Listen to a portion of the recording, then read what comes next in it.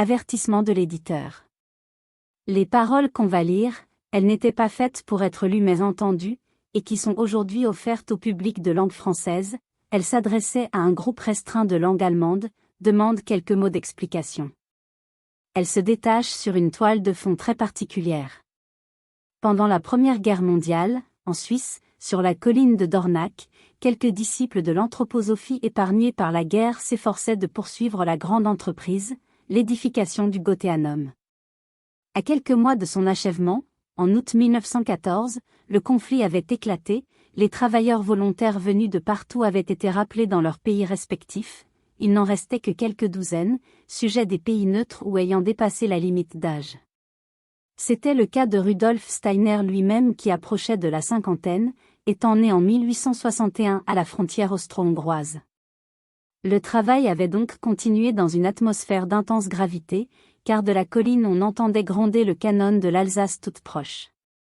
Mais ces hommes et ces femmes acharnés vivaient dans l'idée que, tandis que tout s'écroulait autour d'eux, ils édifiaient un monument d'avenir où se retrouveraient après la tourmente ceux qu'unissait une aspiration commune vers la connaissance de l'esprit. Dans la journée, ils assemblaient des pièces de bois, les collaient, les sculptaient, les peignaient avec les fines couleurs végétales qu'ils avaient broyées, creusaient les épaisses plaques de verre coloré pour que la lumière fasse surgir le dessin. Le soir venu, ils se réunissaient pour une lecture en commun, un cours de rythmie et surtout, à chaque fin de semaine, pour les entretiens que leur offrait Rudolf Steiner. Dans la grande menuiserie, sur des sièges parfois improvisés, ils l'écoutaient aborder tous les sujets qui les préoccupaient, et avant tout, quel était le sens du drame que vivait l'humanité ? À quoi répondait ce poids de souffrance et de mort dans le plan de la sagesse cosmique ?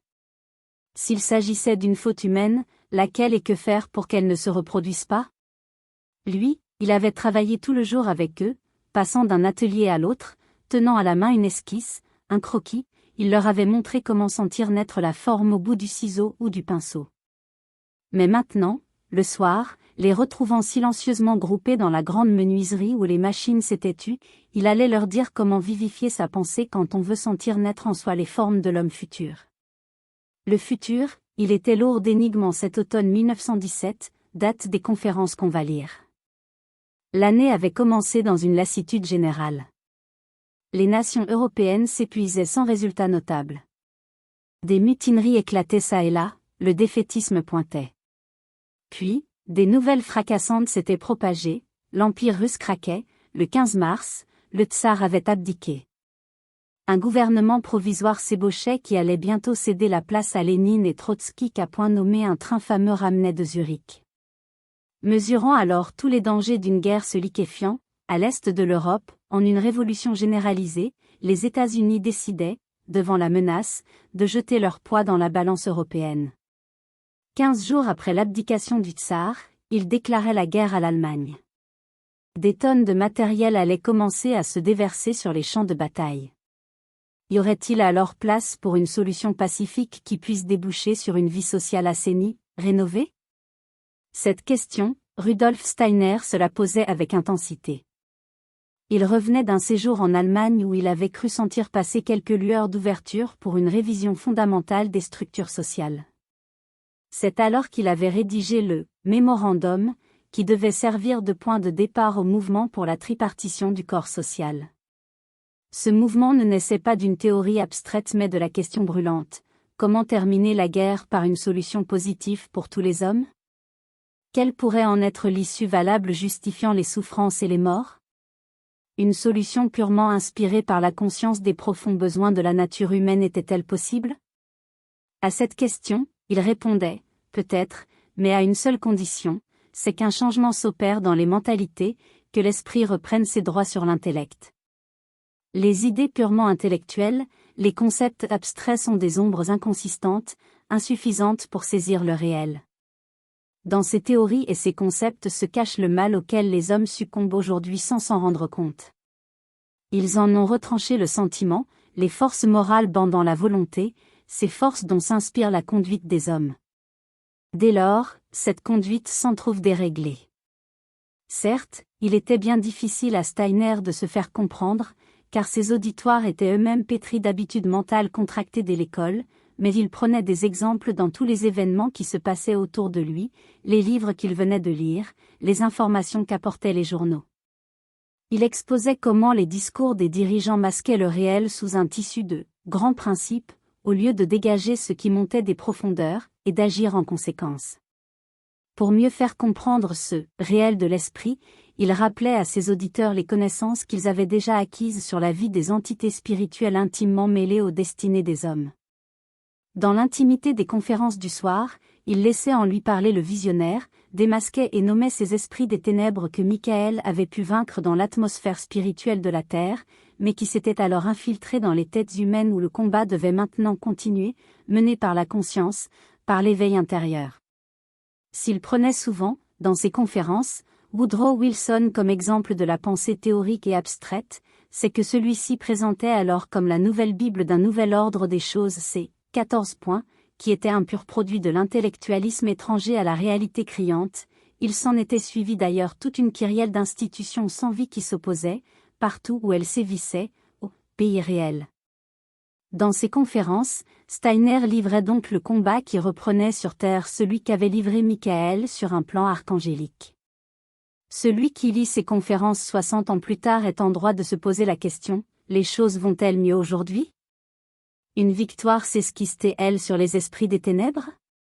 À première vue, on serait porté à répondre, pas du tout, au contraire, jamais n'ont tant régné les programmes, les mots d'ordre anonymes, les idées élaborées par des organismes à sigles qui ne tiennent pas compte de la vraie vie des hommes, de leurs besoins profonds qui sont d'ordre spirituel.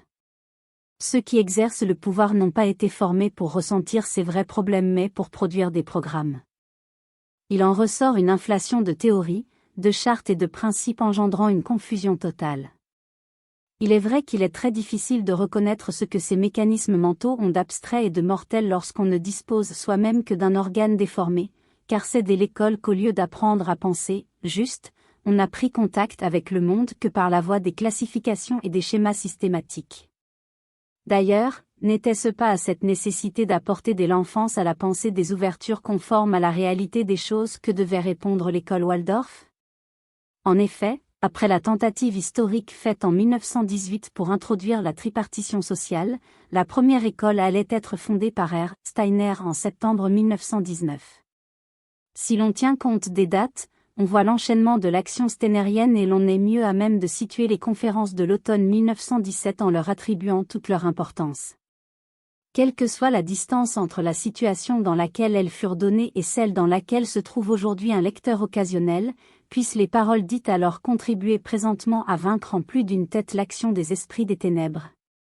Alors apparaîtront quelques signes indéniables du changement qui se produit dans les mentalités. On s'apercevra qu'une prise de conscience publique est en train de s'opérer depuis quelques dizaines d'années. On verra germer les semences déposées dans quelques âmes il y a 60 ans, et le pouvoir de l'esprit apparaîtra comme le seul capable de retenir l'humanité sur la pente dangereuse où elle est engagée. Première conférence. Dornach, 29 septembre 1917. Nombre de nos amis se rappelleront une réponse presque automatiquement donnée à des questions qui m'ont été souvent posées après des conférences publiques.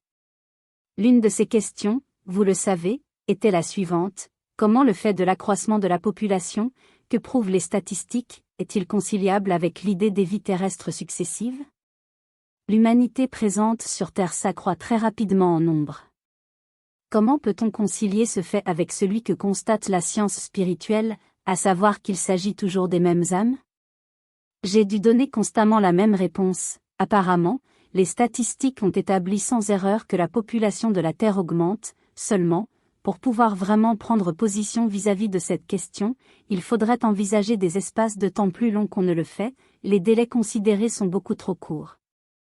J'ajoutais toujours ceci: peut-être un temps viendra-t-il, qui pourrait n'être pas trop éloigné, où les humains apprendront avec effroi que la population diminue.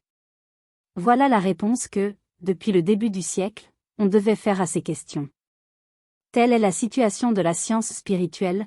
On ne peut pas répondre directement à certaines questions parce que nos contemporains ne sont pas encore capables de s'ouvrir comme il faudrait à certaines vérités. Il faut s'exprimer allusivement. Si vous lisez les conférences faites à Vienne en 1914, vous y trouverez un passage où il est question d'un carcinome, d'un cancer social qui ronge l'évolution humaine. De telles expressions et bien d'autres semblables sont destinées à esquisser ce qui menace l'humanité, à l'inviter à réfléchir. Car ce sont ces réflexions, et elles seules, qui peuvent vraiment vous réveiller. Si la science spirituelle veut accomplir sa tâche, il faut avant tout que ce rêve soit inspiré par elle. Car ne savoir que ce qui se passe dans le monde sensible, ne connaître que les lois accessibles dans ce monde à l'intelligence, c'est, dans une perspective plus haute, dormir. L'humanité n'est complètement éveillée que lorsqu'elle peut cultiver les idées concernant ce monde spirituel qui nous entoure aussi bien que l'air et l'eau, que les étoiles, le soleil et la lune.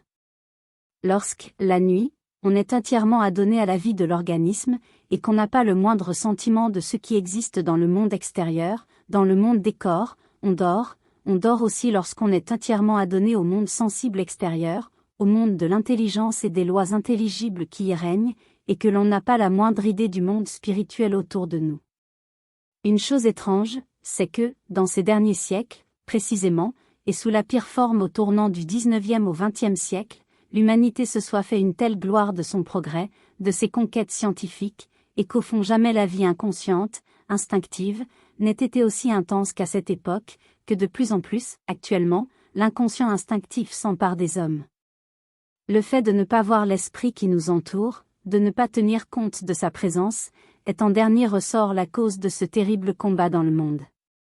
Et on ne peut pas dire que l'humanité, à travers les années qui, je l'ai esquissé, s'allongent en siècles pour celui qui les a vécues éveillées, on ne peut pas dire que l'humanité ait suffisamment tiré la leçon des événements terribles qui se sont déroulés. On pourrait même dire le contraire. Quel fait vraiment caractéristique peut nous apparaître jour après jour, heure après heure, lorsque nous observons ce que les hommes pensent ou plus exactement prétendent penser, prétendent vouloir? Ce qui est vraiment caractéristique, c'est qu'au fond, de par le monde, personne ne sait ce qu'il veut, personne ne voit que ce qu'on pourrait vouloir à juste titre, et quelle que soit la conception que s'en font les gens dans les différents peuples, serait obtenue beaucoup plus facilement si les terribles et sanglantes confrontations prenaient fin, et que ces terribles déroulements sont en fait inutiles vis-à-vis de ce qu'on veut. Certes, des enchevêtrements mystérieux déterminent ces événements.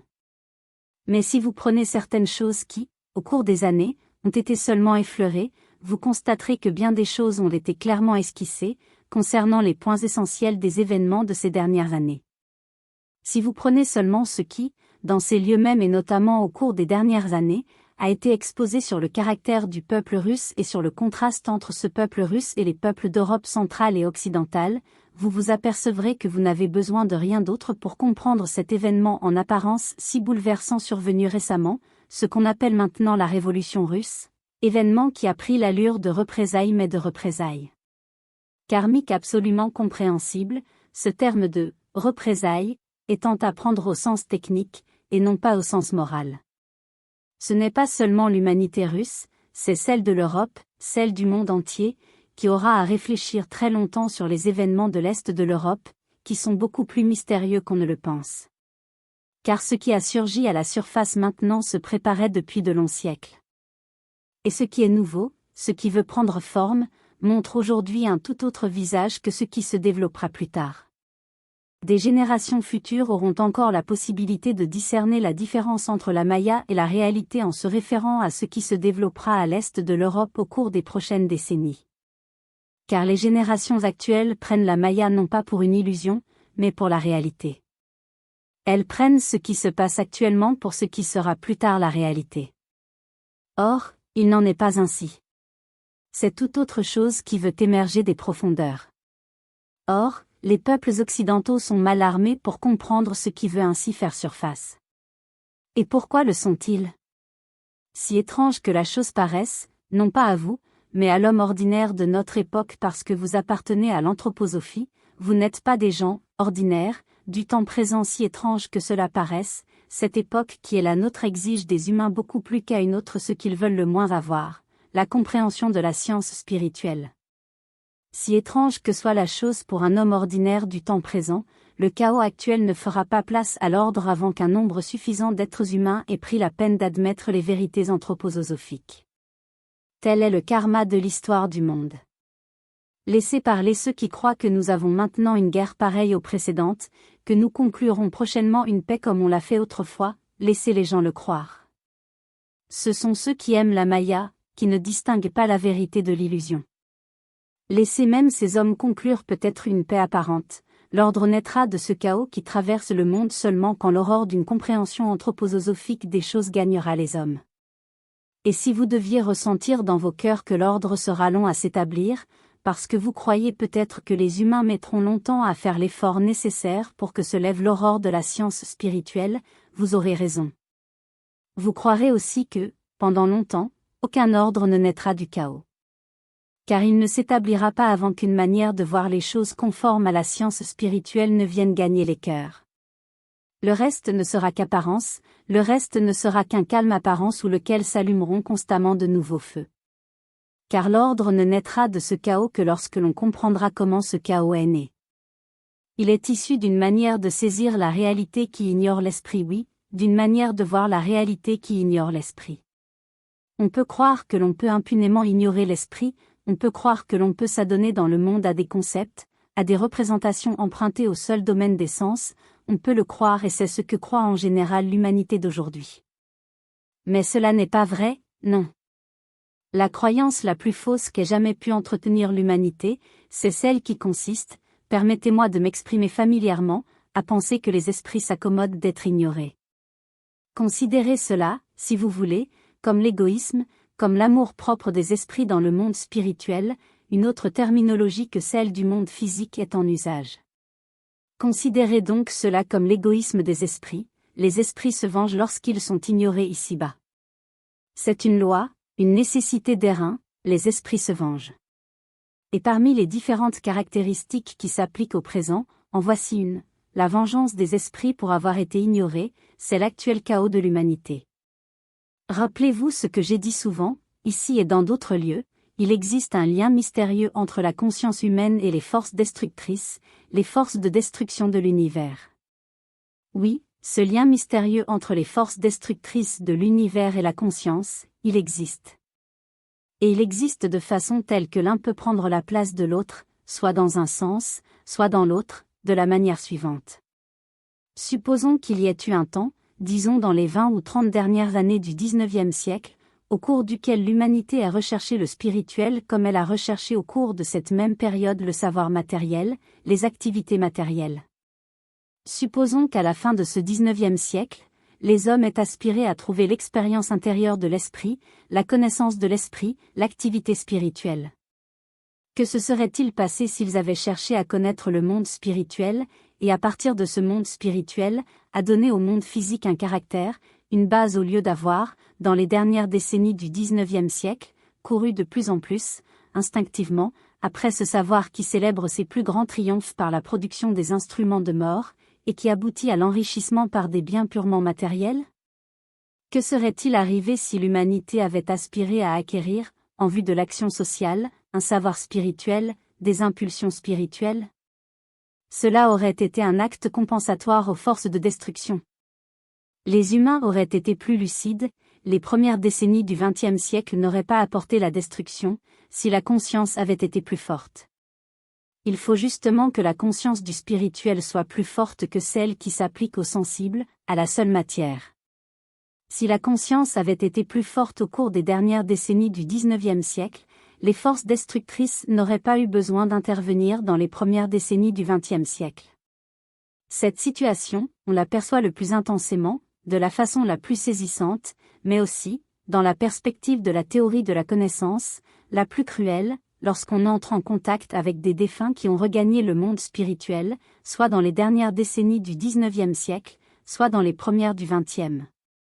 Beaucoup d'âmes se trouvent parmi eux qui, sur cette terre, dans la hâte, l'affairement et les efforts consacrés au domaine matériel, n'ont pas trouvé l'occasion d'éveiller leur conscience par des impulsions spirituelles.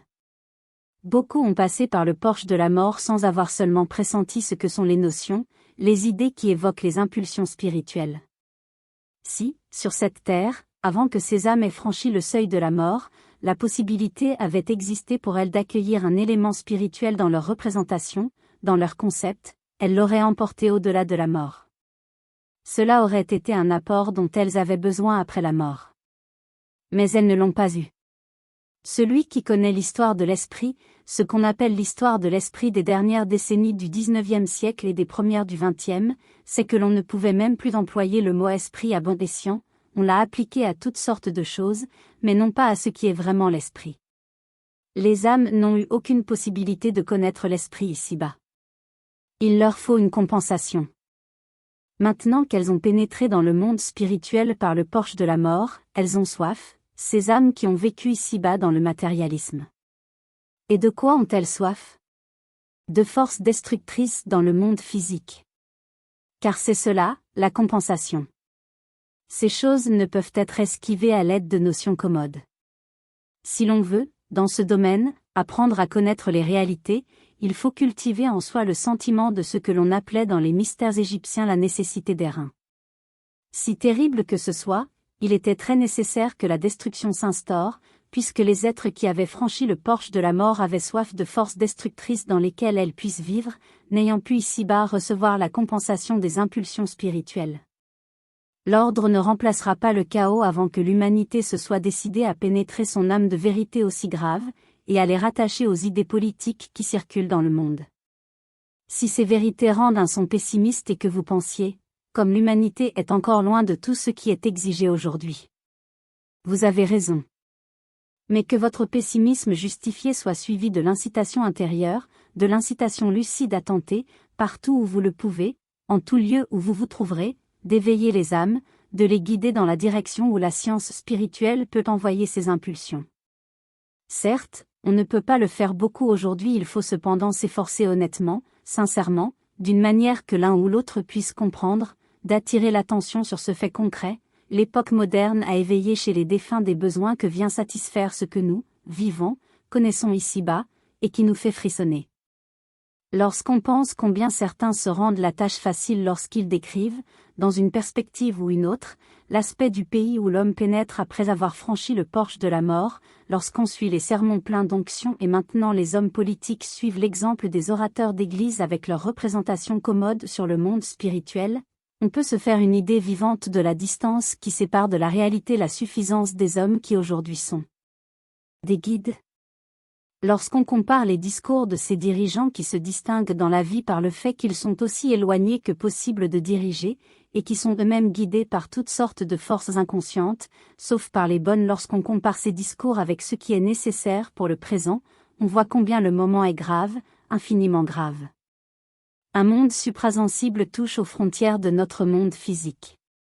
Jamais l'action de ce monde métaphysique, tout proche du nôtre, n'a été aussi intense qu'à notre époque. Seulement, les humains ne s'en aperçoivent pas même lorsque cette action devient terrible, redoutable, lorsque l'âme en est bouleversée. Des paroles résonnent aujourd'hui à travers le monde qui ont un caractère si éclairant qu'en fait, des hommes innombrables devraient y prêter l'oreille. En règle générale, ils ne le font pas, ou tout au moins ils ne le laissent pas voir. Quelques-uns de nos amis se rappelleront qu'au cours des 3 dernières années, j'ai souvent attiré leur attention sur le fait que si un jour, à l'avenir, on écrit l'histoire de ce qu'on appelle la guerre, aucun critique actuellement ne l'a fait, bien que ce soit très faisable, on ne pourra pas employer la méthode qui a abouti à ce conte, à cette légende, comment l'appeler? Que l'on désigne actuellement du nom d'histoire.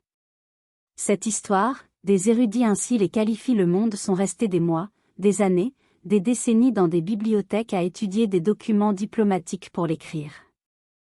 Il faudra que le temps vienne où la plus grande partie de l'histoire confectionnée de cette façon sera bonne à mettre au rebut. On ne pourra pas écrire l'histoire des dernières années selon cette méthode, à moins d'être insensé. Car les choses qui ont conduit à ce chaos se révéleront, non pas aux hommes qui jusqu'à présent ont écrit l'histoire, mais à ceux qui ressentent vivement ce que cela signifie lorsqu'un pauvre homme, traduit devant un tribunal, jette à la face du monde ces tristes paroles pour résumer sa situation. Il est arrivé ceci, puis cela, et à ce moment-là j'ai perdu la tête. Voilà les paroles qu'a prononcées lui-même Soukhamlinov, le pauvre homme, j'ai perdu la tête. Il n'est pas le seul, d'autres encore ont perdu la tête à cette époque. Et que sont, dans le cours de l'histoire, ces instants où des humains, de leur propre aveu, ont perdu la tête? Ce sont les moments où Ahriman avec ses cohortes trouve accès à la race humaine et à ce qui se passe parmi les hommes. Lorsque l'être humain veille sur sa conscience, que celle-ci n'est en aucune façon obnubilée ou paralysée, ni Ahriman, ni Lucifer ne peuvent s'y attaquer. Mais lorsqu'elle est paralysée, pour la qualifier, on a besoin d'employer cette formule « j'ai perdu la tête », à ce moment, Ahriman et ses cohortes pénètrent sur le théâtre des événements du monde. Il se passe alors des choses qui ne sont pas consignées dans les archives diplomatiques, dans lesquelles soit dit entre parenthèses au cours des dernières années, on a inscrit vraiment peu de choses raisonnables. Mais même en dehors de ce qui s'est passé à notre époque et qui a engendré ce chaos, ce ne sont pas des actes humains seulement, ce sont avant tout des entités ahrimaniennes qui, par leurs actes, cherchent à intervenir, en obnubilant les consciences. Je le sais, plus d'un est présent ici qui, peu après que l'actuelle catastrophe se fut produite, a reçu de moi cette indication, lorsqu'on voudra parler des causes de la catastrophe, on ne pourra pas se référer à des documents, devant ces événements, il faudra considérer les faits par lesquels il apparaît que des entités ahrimaniennes sont intervenues dans les événements humains.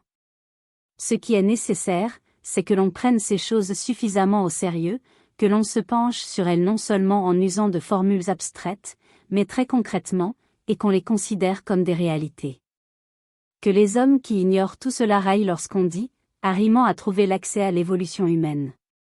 Aujourd'hui, ils se gaussent de ceux qui parlent ainsi, l'histoire rira un jour de ces railleurs. On ne peut pas dire que ce qui affleure à la surface, les jugements, les représentations et les concepts, ait révélé au cours des dernières années une maturité particulière, vraiment pas. On n'était même pas compris lorsqu'il y a 1 an et demi, en un lieu ou en un autre, on faisait allusion à quelque chose qui pourrait survenir, qu'il faudrait observer avec beaucoup de vigilance, qu'on ne devrait pas prendre à la légère. Lorsqu'on précisait ensuite tel ou tel élément concret par lequel on voulait indiquer aux âmes humaines ce qui allait se passer, jamais l'on ne voyait s'éveiller la vigilance nécessaire pour recevoir l'indication donnée. Et maintenant, les faits sont là. Et on le voit, ils ne sont pas considérés comme quelque chose qui plonge des racines très profondes dans un certain terrain, mais comme quelque chose dont on juge en fonction de phrases dites. Or, aujourd'hui, l'humanité n'est pas du tout portée à discerner à quelle source puisent ces phrases, on prend les choses comme elles se présentent. Vous comprenez probablement ce que je veux dire.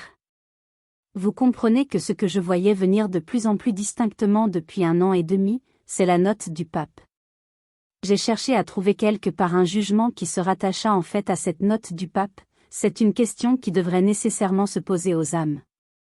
Pensons c'est seulement depuis le XVIe siècle nous en avons souvent parlé qu'est apparu ce qu'on appelle aujourd'hui l'État. Certes, ces hommes étranges qu'en bien des lieux du monde on appelle des historiens parlent des États comme d'une chose qui existe depuis je ne sais combien de temps. Mais ces historiens-là ne connaissent pas grand-chose à la véritable histoire. Ce qui constitue aujourd'hui l'État ne date pas de plus de 4 à 500 ans. Ce qu'il y avait auparavant, c'était tout autre chose. Et il est important de le savoir et de s'en faire une idée vraiment claire. L'élément sacerdotal, ce qui vit à Rome, est vraiment plus ancien que les États modernes, en son temps, il avait sa justification, et il a été efficace dans le monde. J'ai cherché à voir si l'on se pose cette question. Que signifie donc pour ces institutions modernes, nées il y a 4 à 5 siècles, qu'elles ne trouvent pas la possibilité de parvenir d'elles-mêmes à établir l'ordre, qu'elles se retournent vers l'ancien élément sacerdotal comme vers une chose dont on discute comme cela se fait ici et là? Je voudrais bien savoir, quand quelqu'un se demande s'il peut patiner alors que la couche de glace a 1 centimètre d'épaisseur, s'il répond par l'affirmative. Car les concepts que les humains se font pour juger des impulsions que l'élément sacerdotal introduit dans la vie moderne sont, par rapport à ce qui est en cause, comme une couche de glace d'1 millimètre par rapport à l'eau qui est en dessous. Et ce que les humains écrivent et disent aujourd'hui ressemble à un patineur évoluant sur une couche de glace qui n'aurait pas plus d'1 millimètre d'épaisseur. Personne ne cherche à comprendre que ce qui importe, ce n'est pas de prendre en main un document et de suivre des yeux les phrases qui s'y trouvent, mais bien de savoir avant tout que telle ou telle phrase a un sens tout à fait différent suivant son origine. Partout aujourd'hui, la nécessité s'impose d'exhorter avec gravité à rechercher la compréhension profonde des choses, à être en quête des liens entre les choses, des réalités, et non de l'apparence. Personne ne s'avoue vraiment, et oui, voilà ce qu'il en est. Je ne comprends pas encore, je n'en parlerai donc pas. Il ne faut pas du tout s'étonner, étant donné le caractère incroyablement superficiel de la culture générale, que les gens puissent tout comprendre et juger de tout. Mais s'avouer que l'on ne peut émettre de jugement sur une chose, qu'il faut peut-être d'abord acquérir des bases, les hommes d'aujourd'hui le font difficilement. Il leur vient à peine à l'idée qu'il est nécessaire auparavant d'avoir des connaissances de base. Pour les temps qui vont venir, il importe infiniment que l'on comprenne vraiment ce que sont les forces à l'œuvre, que l'on sache ceci, le chaos ne sera vraiment pas moindre si envisageons cette hypothèse le sacerdotal devait réussir à instaurer un début d'ordre apparent. L'idée la plus erronée qu'on puisse adopter, la voici, peu importe d'où viendra la paix, même si elle vient du pape. Éventuellement, une paix due au pape ne serait pas une mauvaise chose, évidemment, mais il s'agit de voir dans quel sens la comprendront ce qu'elle concerne. Il faut voir clairement l'appel pressant de notre temps, un appel qui se répète à chaque heure, à chaque minute, éveille-toi. Seul celui-là peut comprendre aujourd'hui la science spirituelle d'orientation anthroposophique, qui est capable de distinguer que l'humanité est devant une alternative inéluctable, ou bien l'esprit sera compris, ou bien le chaos subsistera. Un chaos camouflé ne serait pas meilleur que l'actuel chaos sanglant. Si, dans les années qui viennent, nous n'avons rien d'autre que le matérialisme, toujours le matérialisme peut être un matérialisme évolué si, sur la base de ce qui s'est passé au cours des 3 dernières années et dont l'humanité qui dort ne se rend pas encore compte, si, sur cette base, devait s'instaurer une nouvelle course aux richesses matérielles, celle que bien des gens aspirent à voir venir comme un fruit de la paix, alors, à nouveau, des âmes franchiraient le porche de la mort et auraient soif de destruction. Et la destruction n'aurait pas de fin. La seule et unique chose qui compte, c'est le sentiment, l'impulsion intérieure à acquérir de la nécessité d'une spiritualisation. On ira de l'avant dans la mesure où l'on y parviendra. Celui qui veut comprendre un peu notre époque, et qui pèse ce qu'elle vaut à la lumière des vérités si graves que nous avons si souvent évoquées, celui-là doit tout de même ressentir ce qu'a de terrible, d'affreusement banal et de superficiel ce qu'on dit ou écrit de par le monde. Imaginez une troupe d'enfants qui casserait tout chez leurs parents, les vases, les assiettes, les verres, tout. On les regarde, on réfléchit à la manière de les faire cesser, car ils continuent de courir à la cuisine, au garde-manger et partout où il peut y avoir quelque chose à casser. Enfin, on s'avise d'un remède. Un groupe de ceux qui assistaient à la chose, et qui prétendent même être les éducateurs des enfants, a cette idée, ils font en sorte que tout ce qui est cassable soit apporté et démoli, tout entièrement. Alors, on ne cassera plus rien, le massacre prendra fin. Ne tiendrait-on pas pour fou de pareils éducateurs? C'est une chose qu'on comprendrait bien. Mais lorsque des hommes qui se tiennent pour sages proclament de par le monde, il faut mener des guerres sanglantes jusqu'à la paix, il faut d'abord tout démolir afin que sur terre les destructions ne soient plus possibles, on considère cela comme de la sagesse. Tuer aussi longtemps qu'on peut pour mettre fin au meurtre, pour lutter contre le meurtre, voilà de la sagesse.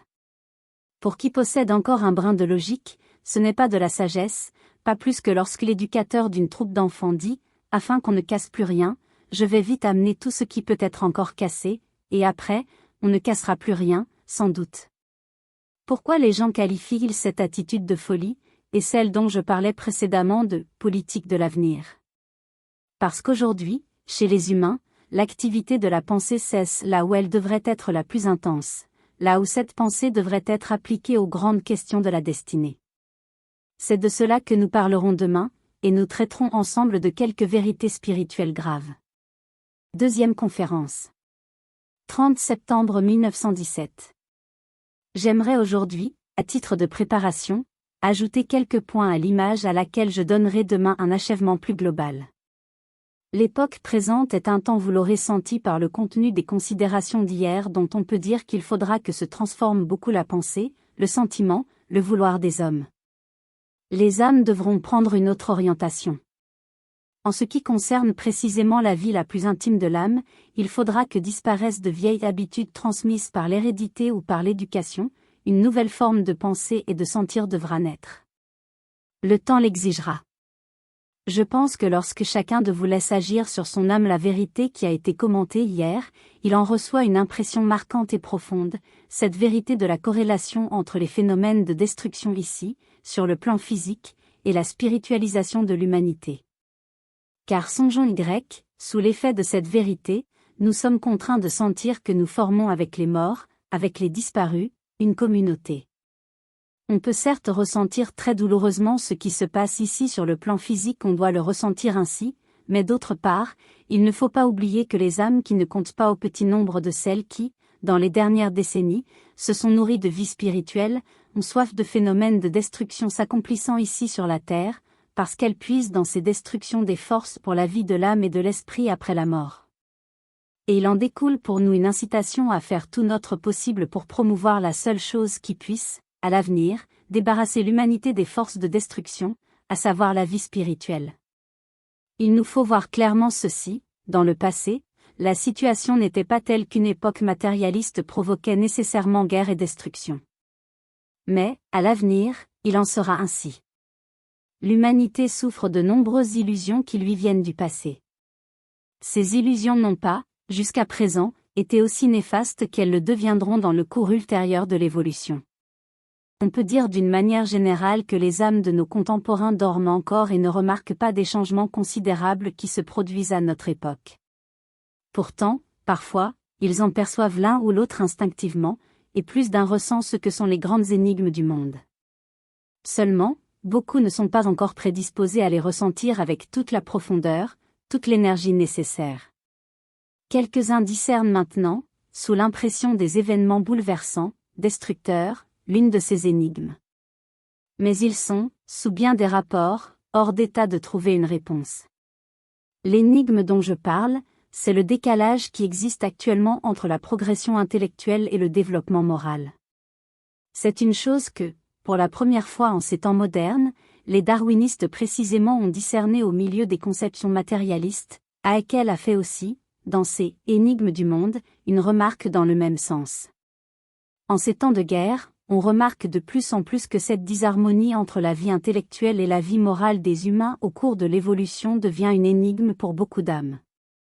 Les gens se disent avec raison, quels énormes progrès a fait la vie intellectuelle, la vie de l'intelligence, celle que beaucoup d'hommes aujourd'hui appellent la vie scientifique, sur laquelle ils édifient l'actuelle conception matérialiste du monde, quels progrès énormes a fait l'intelligence humaine en appréhendant en profondeur les lois naturelles, en s'en servant pour construire toutes sortes d'instruments qui, à notre époque, sont surtout des instruments de mort. Les hommes réfléchiront à bien d'autres choses grâce à ces méthodes scientifiques. Ils analyseront la composition des substances et fabriqueront des aliments synthétiques, sans avoir l'idée que des produits chimiques ne peuvent pas être des nourritures au même titre que les aliments naturels, même si leur composition est identique. L'évolution intellectuelle, disons aussi scientifique, a suivi une ligne ascendante. Mais la vie morale ne s'est pas développée dans la même mesure. Si cela avait été le cas, l'actuelle catastrophe mondiale aurait-elle pu éclater, aurait-elle pu se dérouler comme elle le fait ? On peut dire que, précisément parce que le développement moral ne progresse pas, la vie intellectuelle est marquée d'une certaine immoralité, qu'elle a pris, sous bien des rapports, un caractère destructeur. Beaucoup de gens discernent aujourd'hui ce décalage, cette disharmonie entre le développement moral et la vie intellectuelle. Seulement, le temps présent n'exige pas que de telles questions soient creusées assez profondément pour profiter vraiment à l'évolution de l'humanité, qu'elles soient appréhendées de façon à ce qu'on voit vraiment ceci. L'homme actuel ne peut pas s'informer réellement des arrière-plans profonds de la pensée et de l'action humaine, parce qu'à sa vue, des choses se confondent qui, en l'homme, sont séparées et relèvent de domaines de l'univers tout à fait distincts. La science actuelle a l'homme sous les yeux, corps physique, corps éthérique ou de force formatrice, corps astral, mais tout cela mélangé. C'est ce qu'elle ne voit pas. Comment obtenir une science assez élaborée pour apprendre à distinguer les choses, puisque ces éléments constitutifs de la nature humaine relèvent de domaines de l'univers tout à fait différents, sont en relation avec des sphères cosmiques différentes ? Avec notre corps physique et nos forces formatrices, nous sommes ici dans le monde physique, avec notre corps astral et notre moi, nous pénétrons chaque nuit dans un tout autre monde, un monde qui, tout d'abord, n'a vraiment que peu à faire avec celui dans lequel se déroule notre vie de veille. Et, en fait, ces deux mondes ne collaborent que parce qu'ils sont en contact l'un avec l'autre dans la nature humaine. Songez aussi combien le moi et le corps astral de l'homme sont plus jeunes que le corps physique et le corps éthérique. C'est durant l'ancien Saturne que nous avons reçu le premier germe de notre corps physique, et il est passé par 4 stades, Saturne, Soleil, Lune et Terre. Le corps éthérique en a franchi 3, le corps astral 2. Le moi n'est venu s'y joindre que pendant la période terrestre, il est jeune, il a donc un tout autre âge cosmique. Or, l'appareil de notre intellectualité, ce qui lui sert d'instrument, est intimement lié à notre corps physique. C'est seulement en passant par une évolution aussi complète, par les phases de Saturne, du Soleil, de la Lune, de la Terre, que le corps physique est devenu l'instrument parfait que nous percevons dans le développement des nerfs, du cerveau, du sang. C'est cet instrument parfait dont nous nous servons dans l'activité intellectuelle. J'ai indiqué déjà en cette ville précisément que l'être humain est beaucoup plus compliqué qu'on ne le croit en fait. Nous disons, le corps physique, mais c'est une chose qui n'est pas simple non plus. En effet, il porte en lui les dispositions reçues sur Saturne. Vint ensuite le corps éthérique. Ce corps éthérique, il s'est construit un élément correspondant dans le corps physique, le corps astral et le moi ont fait de même. Si bien qu'en fait, ce corps physique en soi est constitué de 4 éléments, une partie dépend de lui-même, une deuxième du corps éthérique, une troisième du corps astral, une autre du moi. Laissons de côté le corps éthérique, qui est tripartite, puisqu'un élément lui est soumis à lui-même, un autre au corps astral, un troisième au corps physique, et restons-en à ce dernier. Il se révèle alors que la nuit, quand nous dormons, la partie du corps physique qui est subordonnée à elle-même continue tout naturellement de vivre, ce qui est subordonné au corps éthérique continue également de vivre, puisque ce dernier est uni au corps physique. Mais qu'en est-il alors de l'élément qui est subordonné au corps astral, qui est organisé en vue du retrait du corps astral lequel nous quitte durant la nuit, et aussi de l'élément qui est subordonné au moi? Car le moi, lui aussi, est à l'extérieur. Ces 2 éléments appelons-les physique astrale et physique moi sont donc, pendant la nuit, abandonnés par ce qui les organise en réalité. Nous sommes, avec le corps astral et le moi, hors de ce à quoi ils sont liés dans le corps physique. Aussi longtemps que nous vivons entre la naissance et la mort, nous laissons donc dans notre lit quelque chose qui est abandonné par ce à quoi il est lié. Ce quelque chose doit donc agir pendant le sommeil autrement que pendant la veille, vous le comprendrez. Car, pendant la vie de jour, cet élément est parcouru du flux et de l'ardeur du corps astral et du moi, mais non pendant la nuit, non pendant le sommeil. Aujourd'hui, l'être humain ne se pose aucune question, parce que nous l'avons dit tout se confond et se mêle à ses yeux, parce qu'il ne distingue pas ces éléments constitutifs de sa personne corporelle, pourtant très nettement différents. Ce qui, dans le corps physique de l'homme, peut être appelé le physique astral, agit durant la nuit avec des forces très semblables à celles de Mercure, les forces mercurielles, celles qui font du mercure un liquide. Par contre, ce qui, dans le corps physique, est subordonné au moi, agit durant le sommeil comme le sel. Ainsi, pendant qu'il dort, l'homme est parcouru tout entier par le sel et le mercure. Ce sont là des choses que les alchimistes sérieux savaient encore avant le XIVe siècle. C'est seulement par la suite qu'est apparue une alchimie dégénérée, et qu'ont été publiés les livres qu'on lit encore aujourd'hui. Des connaissances comme celles qui viennent d'être exposées se retrouvent jusque chez Jacob Böhme, qui parle aussi de sel, de soufre et de mercure. Ce sont là des mystères de la nature humaine. De ce dont nous venons de parler, nous pouvons dire, quand nous dormons, nous portons notre regard sur un corps salinifié et mercurisé.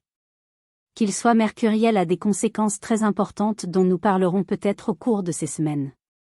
Qu'il soit salinifié, je pense que ce ne serait peut-être pas très difficile de s'en rendre compte quand on se lève le matin. Mais qu'est-ce que cela signifie? C'est dans ce corps ainsi salinifié, minéral, qui forme des dépôts, et dans ce qui est mercuriel, et parcourt l'être d'un courant vivifiant car le mercure est en réalité vivifiant, c'est dans cet élément que pénètrent, au réveil, le moi et le corps astral, qui, durant le sommeil nocturne, se trouvaient dans le monde spirituel. Des éléments rentrent donc en contact qui, pendant la nuit, n'ont pas de lien. C'est cette situation d'action réciproque qui permet de transmettre ce qu'on a acquis dans le monde spirituel. Mercure et sel ont reposé. Le moi et le corps astral interviennent alors et les imprègnent de ce qu'ils ont vécu dans le monde spirituel. Par là, l'instrument du corps physique, qui s'est développé depuis Saturne, est encore enrichi. Dans le corps physique, nous avons, d'une part, un instrument dont nous nous servons pour l'activité intellectuelle, si vénérable et si bien formé, parce qu'il a derrière lui une longue évolution, mais, en outre, par le processus que je viens de décrire, une influence du monde spirituel vient s'y ajouter à notre époque. C'est pourquoi les hommes d'aujourd'hui peuvent, à partir du monde spirituel, agir sur l'instrument de l'intellectualité, c'est pourquoi, aujourd'hui, cette intellectualité est si importante. Mais le monde dans lequel nous sommes pendant le sommeil a une particularité bien précise, il n'a en lui aucune loi morale. Si étrange que cela puisse vous paraître, depuis le moment où vous vous endormez jusqu'au réveil, vous êtes dans un monde sans loi morale. On pourrait dire aussi, un monde qui n'est pas encore moral. Lorsque nous nous réveillons, nous en ramenons, il est vrai, des impulsions qui peuvent s'emparer du corps physique et du corps éthérique dans le sens de l'intellectualité mais non pas dans le sens de la moralité. Cela est tout à fait exclu, car, dans ce monde où nous sommes pendant le sommeil, il n'y a pas de loi morale. Les gens croient qu'il serait préférable que les dieux aient tout ordonné de telle sorte que l'homme n'aurait pas besoin de vivre sur terre, ils sont bien dans l'erreur, car, alors, l'homme ne pourrait jamais devenir moral. La moralité, l'homme ne l'acquiert que par la vie sur le plan physique. Les humains ne peuvent devenir moraux que sur le plan physique. Du monde spirituel, nous ramenons donc bien de la sagesse dans notre corps physique, mais non pas de la moralité. C'est ce que recherchait Johann Valentin Andrea, et c'est cette recherche que l'on perçoit à travers des œuvres comme la Fama Fraternitati et la Confessio Rosae Crucis. C'était une adresse aux dirigeants politiques, aux hommes d'État de son temps, c'était une tentative pour fonder un ordre social qui soit conforme à la réalité, et non à la maya. La Fama Fraternitati est parue en 1614, la Confessio en 1615, la Chemische Z des Christian Rosenkreutz, écrite en 1603, parue en 1616. En 1618 éclata la guerre de 30 ans, et les très nobles aspirations exprimées dans la Fama Fraternitati et dans la Confessio furent balayées. Nous vivons aujourd'hui en un temps où une seule année de guerre, par ses effets destructeurs, vaut largement ce qu'étaient autrefois 10 années. Nous avons déjà derrière nous une guerre de 30 ans, si l'on se base sur les effets qu'elle eut à l'époque. Essayez de saisir ce fait, dont la pensée peut vous amener à concevoir la volonté et l'aspiration qui se manifestèrent semblablement au XVIIe siècle, mais furent paralysées par les événements de la guerre de 30 ans.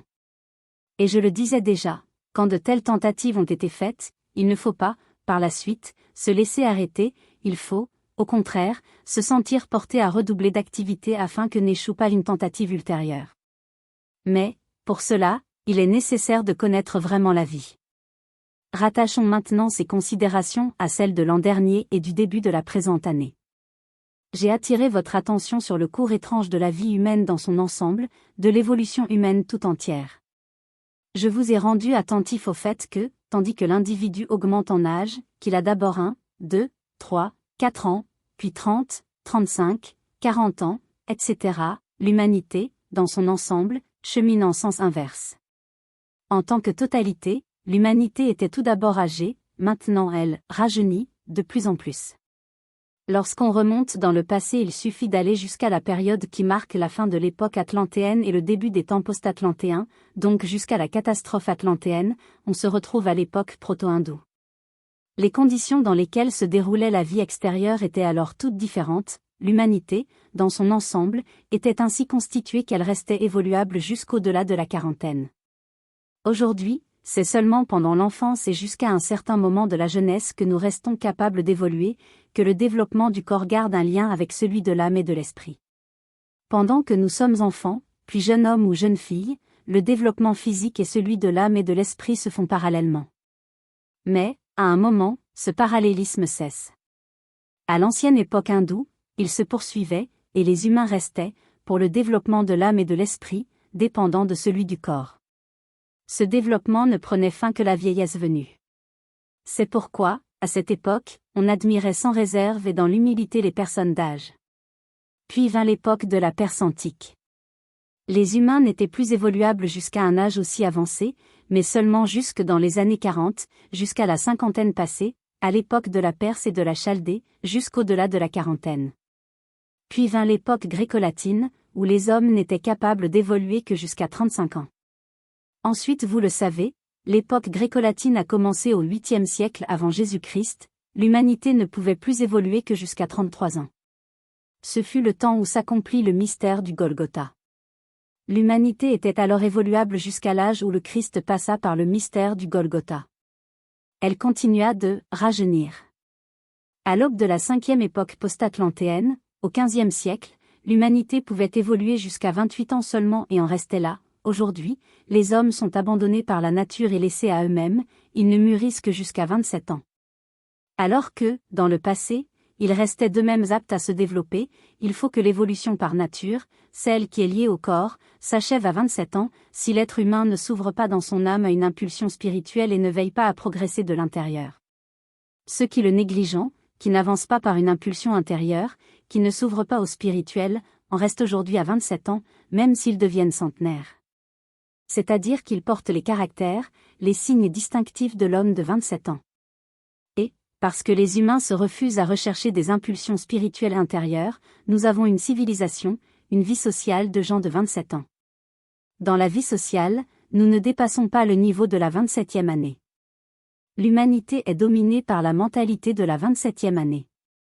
Si les choses continuent ainsi, elle reviendra à 26, 25, 24 ans à la 6e époque post-atlantéenne, puis à 21 ans, et plus tard à 14 ans.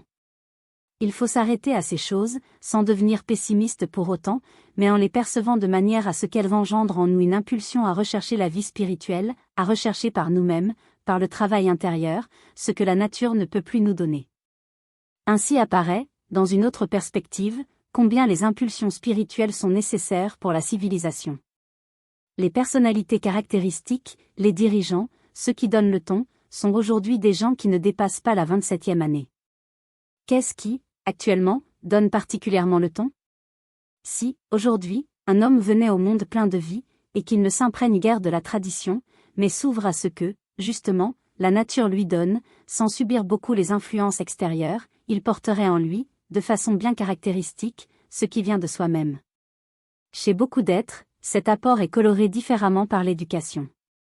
Prenons, par exemple, un homme tout à fait caractéristique, sur la personne duquel ne soient visibles que les marques du présent, un homme né peut-être dans la pauvreté et qui n'ait pas reçu une éducation basée sur la tradition, qui ne laisse agir sur lui que ce qui lui vient des conditions dans lesquelles il vit, il grandirait, serait d'abord très vivant, parce que cela correspond à notre époque, on est très vivant à 7, 14, 21 ans, on est un être très énergique jusqu'à 21 ans.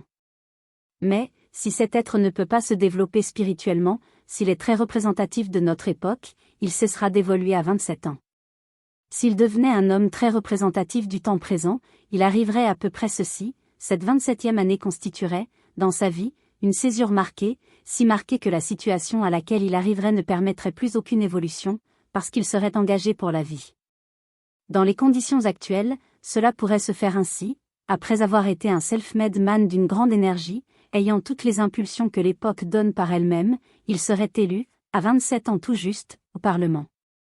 Lorsqu'on est élu à un Parlement, on est engagé, on ne peut plus faire machine arrière, on en reste là, c'est précisément le fait de notre époque et l'on est particulièrement représentatif pour cette époque moderne. Et comme le Parlement est l'idéal de l'époque actuelle, ce serait précisément une césure marquante dans la vie d'un homme qui refuse tout ce qui va vers l'avenir, qui s'est si bien adapté à la situation extérieure, qu'en un mot, il aura toujours 27 ans.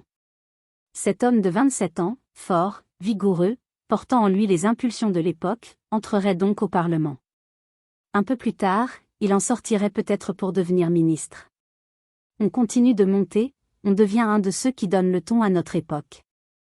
Mais on est seulement un homme caractéristique du présent, un homme de 27 ans.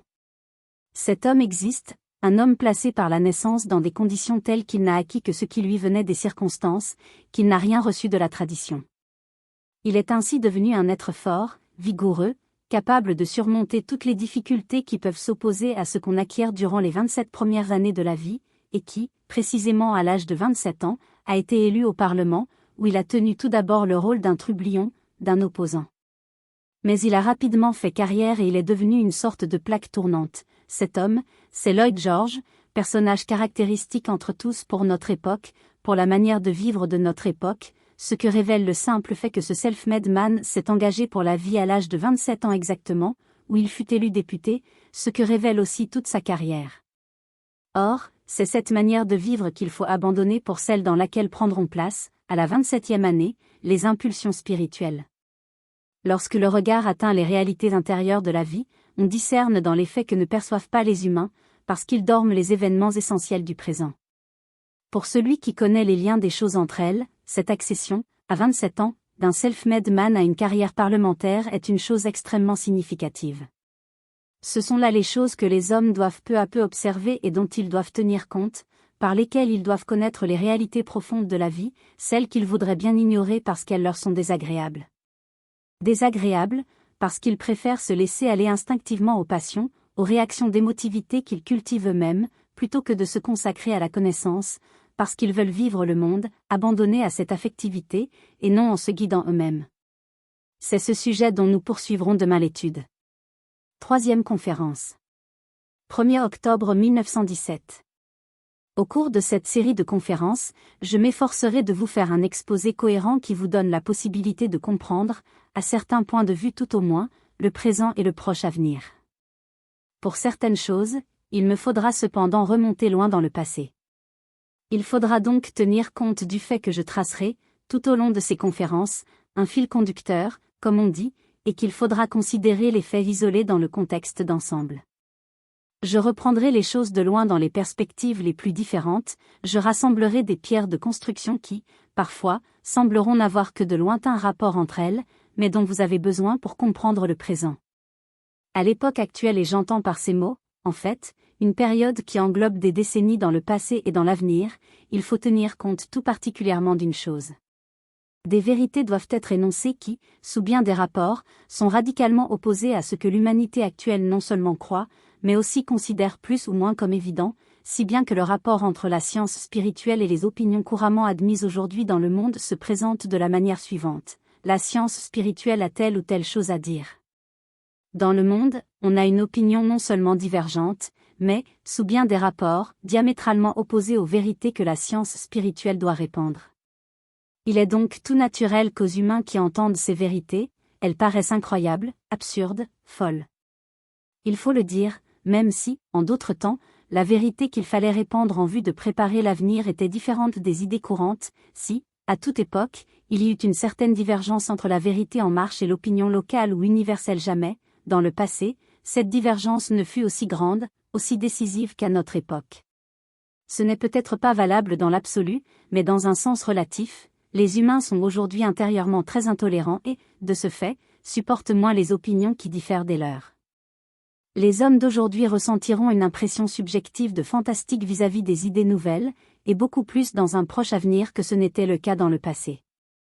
Cependant, les circonstances sont telles que, à notre époque, des vérités que, jusqu'à présent, on a rigoureusement tenues secrètes, au sujet desquelles on imposait sévèrement, à ceux à qui elles étaient communiquées, de les taire à ceux à qui on ne pouvait les transmettre, ces vérités doivent de plus en plus être publiées, quelle que soit l'attitude des tenants de l'opinion générale, quels que soient les préjugés et les oppositions qu'elles rencontrent. Pourquoi il en est ainsi, c'est ce dont nous aurons à parler encore au cours de ces conférences. Je mentionne tout d'abord quelques particularités qui se manifestent dans la manière dont les hommes du temps présent et ceux d'un proche avenir accueilleront ces vérités. Sous bien des rapports, ces hommes du temps présent, bien qu'ils se croient très au-dessus des illusions et des superstitions du passé, s'abusent entièrement, ils inclinent plus qu'à d'autres époques à s'adonner à des illusions vis-à-vis de certains faits de l'ordre universel, de faits importants, essentiels, et ce, à un degré tel que ces illusions deviennent des puissances qui dominent le monde, qui dominent les peuples, qui dominent la terre. C'est quelque chose de très important, dans le chaos actuel, et c'est justement pour cela qu'il y a un chaos, règne des illusions, des conceptions illusoires. Prenons en tout de suite une fondamentale, une illusion essentielle du présent, qui est en rapport étroit avec les tendances matérialistes de l'époque, avec l'attrait que le matérialisme exerce sur les hommes. Cette illusion se caractérise par le fait que les humains penchent de plus en plus à se faire une idée tout à fait fausse de ce que nous appelons, dans le contexte de la science spirituelle, le plan physique. Et ils comprennent de moins en moins une parole du Nouveau Testament, essentielle dans cette perspective, « Mon royaume n'est pas de ce monde ». Cette parole rencontre l'incompréhension dans la mesure précisément où les personnalités marquantes, les dirigeants actuels, s'adonnent à cette illusion que, sous tous les rapports, leur royaume doit être de ce monde, que leur royaume doit s'établir sur le plan physique. Que signifient ces paroles de l'Évangile ? Celui qui voit la réalité, qui la perce à jour, c'est que le monde du plan physique ne pourra jamais être parfait. Celui qui pense en matérialiste, par contre, s'adonne à l'illusion que, sur ce plan physique, on doit arriver à la perfection. Là est la source de toutes les autres, dont une en particulier est caractéristique, l'illusion socialiste des temps présents. Des illusions, les hommes de toutes les opinions, de toutes les nuances politiques, s'en font. Les tenants d'une conception du monde libéral, d'une attitude libérale devant la vie, ont imaginé un certain ordonnancement du plan physique, et ils ont pensé que, s'ils arrivaient à le réaliser, ce serait le paradis sur terre. Les socialistes ne pensent, à leur tour, à rien d'autre qu'à organiser ce plan physique de façon à ce que tout soit bon, à ce que chacun mène une existence particulièrement confortable, et on se la représente semblable pour tous. Lorsque les hommes commencent à dépeindre ces formes d'avenir sur le plan physique, c'est toujours un monde paradisiaque qui apparaît. Essayez donc d'examiner, sous cet angle, les plans des différents partis socialistes. Mais vous trouvez des idées semblables chez d'autres aussi. Prenez les pédagogues. Bien entendu, tout écrivain ou personnalité active en matière de pédagogie est convaincu qu'il lui faut instituer un système, des principes d'éducation qui seront les meilleurs possibles, et qui sont aussi, dans l'absolu, les meilleurs qu'on puisse imaginer. Il y a là une aspiration à laquelle il paraît insensé de vouloir s'opposer. Car, les choses étant ce qu'elles sont, les humains ne peuvent guère dire autre chose que « celui qui ne veut pas que tout aille pour le mieux dans le monde doit être une bien méchante nature ». On peut comprendre que les gens pensent ainsi. Mais, si ce n'est pas par méchanceté qu'on s'interdit de penser ainsi, si c'est par une vue claire et authentique de la réalité, si cette vue claire nous dit, c'est tout simplement une illusion de croire qu'on peut atteindre, sur le plan physique, une telle perfection si une loi voulait que, sur le plan physique, les choses ne puissent jamais être parfaites tout comme une loi veut que la somme des angles d'un triangle soit égale à 2 droits, alors il faut regarder une telle vérité en face, sans lâcheté, courageusement. Voilà les illusions qu'engendrent les perspectives matérialistes. Beaucoup de gens, aujourd'hui, disent « je crois à un monde spirituel mais ce ne sont que des mots », chez beaucoup d'êtres, c'est une parole, ce sont des mots vides. Dans la manière de sentir, dans les sentiments, dans les impulsions subconscientes des humains, il y a autre chose, une tendance est ancrée à penser en matérialiste. Cette tendance les amène même s'ils se bercent de l'illusion qu'ils ont foi en autre chose à ne croire, en fait, qu'au plan physique. Et celui qui ne croit pas avoir autour de lui autre chose que le plan physique ne peut, évidemment, pas faire autrement qu'admettre, pour unique idéal, l'activité qui établira le paradis sur ce plan physique, sinon, le monde entier serait une absurdité. Pour le matérialiste, il n'y a pas d'autre possibilité, si le monde ne doit pas lui paraître absurde, que de s'abandonner à cette illusion que, maintenant, il est vrai, les choses sont bien imparfaites sur le plan physique, mais que l'on peut y établir des institutions qui le rendront parfait. Tout ce qui se manifeste aujourd'hui dans ce domaine soit d'une façon générale, tout ce qui provoque les discours de toutes sortes d'agitateurs politiques, sociologues et autres, soit sur des points particuliers, disons, par exemple, dans le domaine de l'éducation, tout cela repose sur des illusions. Et ces illusions, de leur côté, reposent sur ce fait que les humains ne voient absolument pas les rapports entre le plan physique et les autres sphères de l'univers, qu'ils n'ont aucune possibilité de se représenter pourquoi le Christ Jésus a dit « Mon royaume n'est pas de ce monde ». Pourquoi le Christ Jésus n'a pas voulu instaurer ici-bas la perfection? On ne trouvera, dans les évangiles, aucune preuve du fait que le Christ ait voulu transformer ce royaume du monde physique en un royaume de perfection.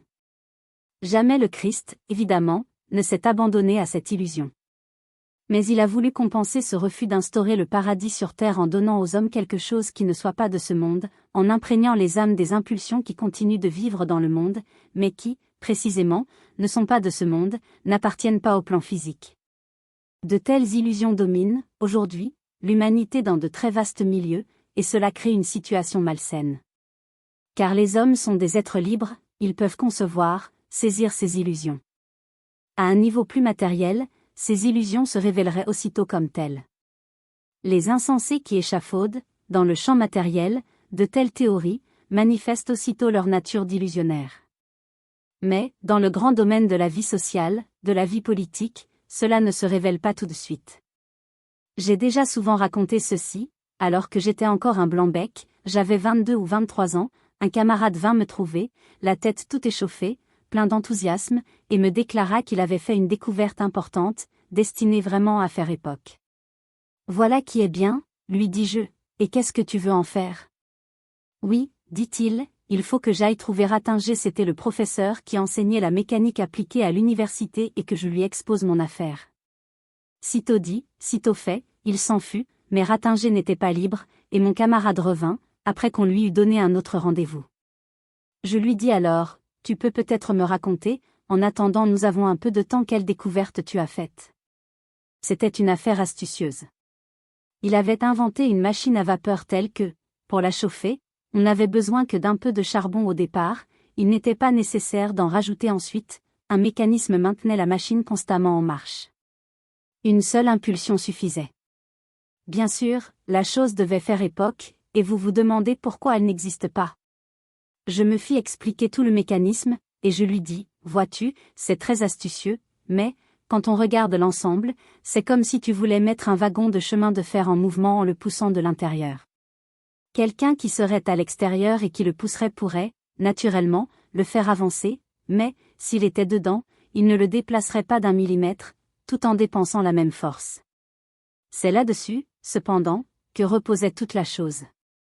Quelque chose peut être extrêmement logique, extrêmement astucieux, et construit par l'application de tous les principes techniques, et peut, cependant, être un non-sens, élaboré sans aucun lien avec la réalité.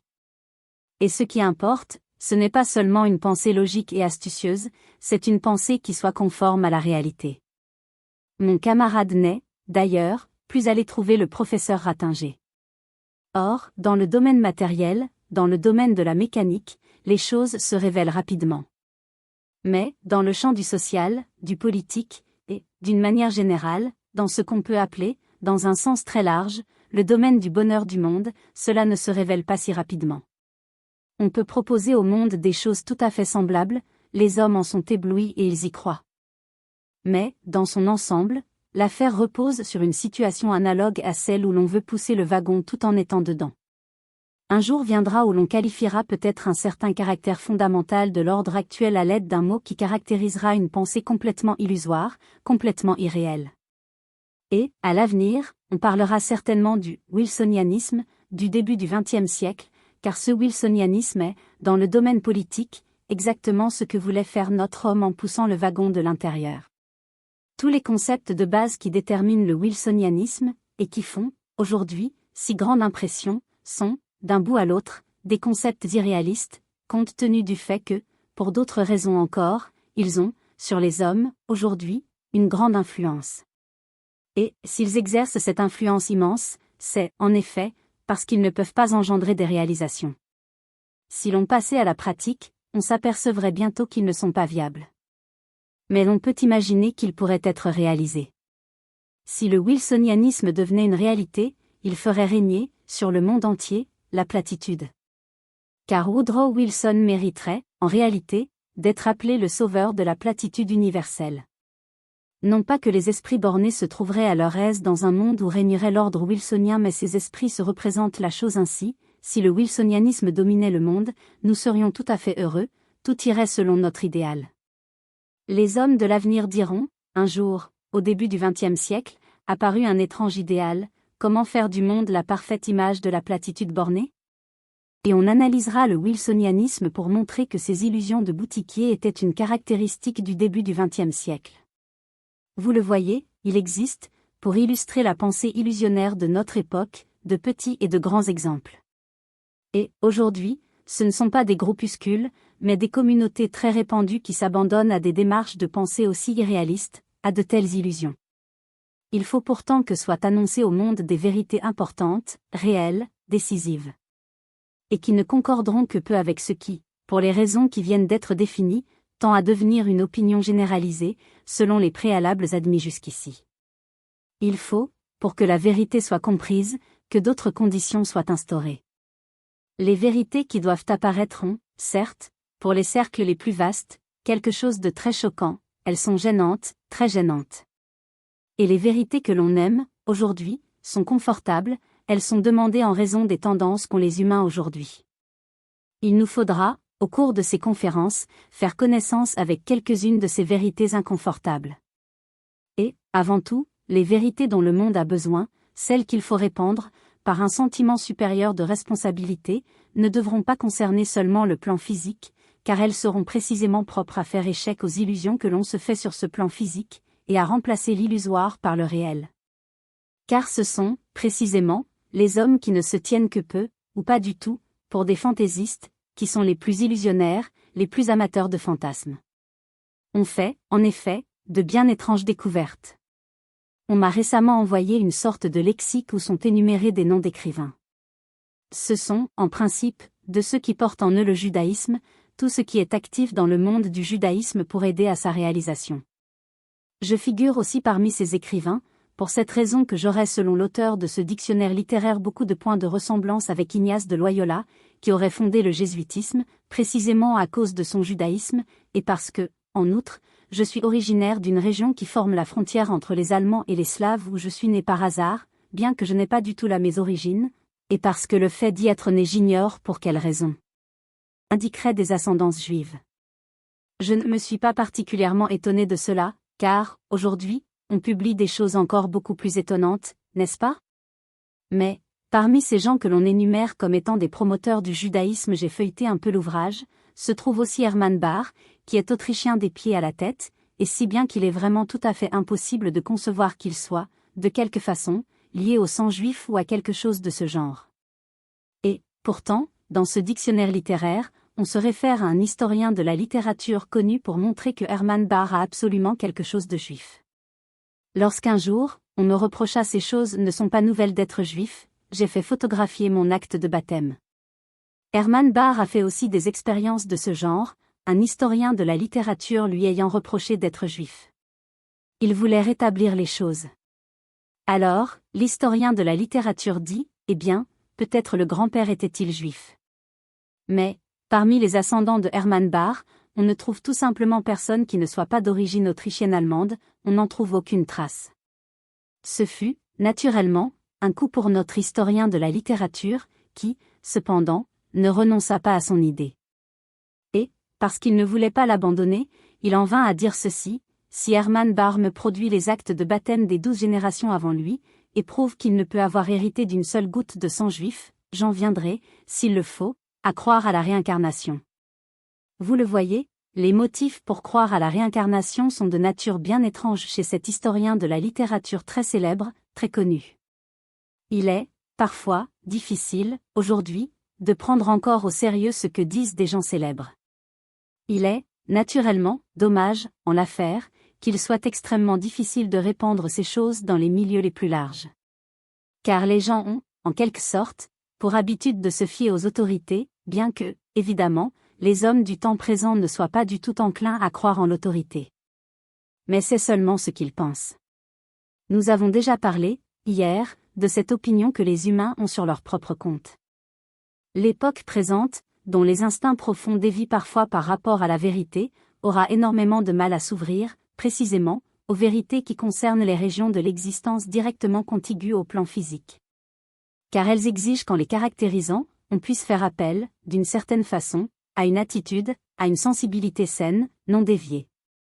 Et l'on rencontrera ici, dans la communication de ces vérités qui doivent être énoncées par nécessité, les difficultés les plus grandes que l'on puisse imaginer. Ce n'est pas seulement la perception de ces vérités, mais déjà le fait d'en prendre connaissance, qui a une signification pour l'attitude intérieure de l'être humain. Le savoir extérieur, les connaissances sur le plan physique que l'on acquiert, exercent une certaine action, disons, sur la tête de l'homme. Mais ces vérités qui plongent dans les profondeurs, même si elles ne vont que jusqu'au niveau où elles concernent les régions limitrophes du plan physique, ces vérités touchent l'être tout entier, pas seulement la tête, l'être tout entier. Et, lorsqu'il s'agit de les communiquer, il faut pouvoir compter sur une sensibilité intacte et saine. Or, dans bien des circonstances de la vie, une sensibilité intacte et saine n'est pas une chose très répandue. Au contraire, une affectivité malsaine, corrompue, n'est pas du tout chose rare aujourd'hui. C'est ainsi que, dans la manière dont ces vérités sont accueillies, se fait jour très fortement la nature de la vie instinctive, de la vie des pulsions, de toute l'âme, de toute l'affectivité des êtres qui veulent recevoir ces vérités. Ceux dont les instincts sont corrompus, qui n'ont aucune volonté de se soumettre à une certaine discipline, inclineront très vite, précisément quand il s'agira des vérités qui concernent le domaine limitrophe au plan physique, à adopter une attitude inspirée par une mentalité vile. Cela peut arriver très facilement. Lorsque des hommes ne portent aucun intérêt sain aux phénomènes objectifs de ce monde, lorsque, surtout, ils n'ont d'intérêt que pour ce qui se rapporte à eux-mêmes, leur affectivité est souvent si dégradée que les instincts nécessaires sont absents, qui peuvent porter l'intérêt pour les vérités occultes, et notamment pour celles du domaine immédiatement voisin du plan physique. Quant aux vérités du plan physique, à tout ce qui s'y rapporte, ce en quoi les humains des temps présents ont fait tant de progrès, la nature extérieure, aimerais-je dire, fait déjà le nécessaire pour que la dégradation ne s'empare pas des hommes. Ils sont tenus par ce que la nature extérieure leur impose, ils ne peuvent guère laisser libre cours à leurs instincts, il leur faut obéir à la nature extérieure. Mais, si l'on progresse du plan physique jusqu'au domaine qui l'avoisine, on n'est plus tenu en laisse, il faut trouver un autre guide, une autre certitude intérieure.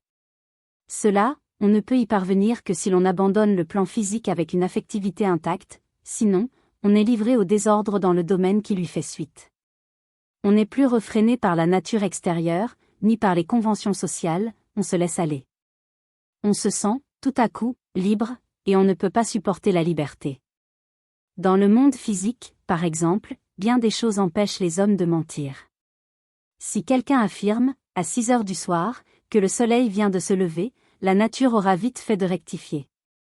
Et il en est ainsi de beaucoup de choses qui se rapportent au domaine physique. Mais, lorsque quelqu'un affirme toutes sortes de sottises à propos des mondes supérieurs fût-ce seulement des choses qui concernent la région avoisinant le physique, il ne sera pas tout de suite corrigé par le monde extérieur. C'est pourquoi, en échappant, en quelque sorte, à la discipline que le monde physique leur impose, les humains peuvent se laisser aller au désordre.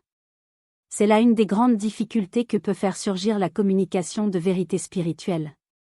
À quoi il faut répondre, cependant, que cette communication de vérité sur le monde spirituel est tout simplement nécessaire.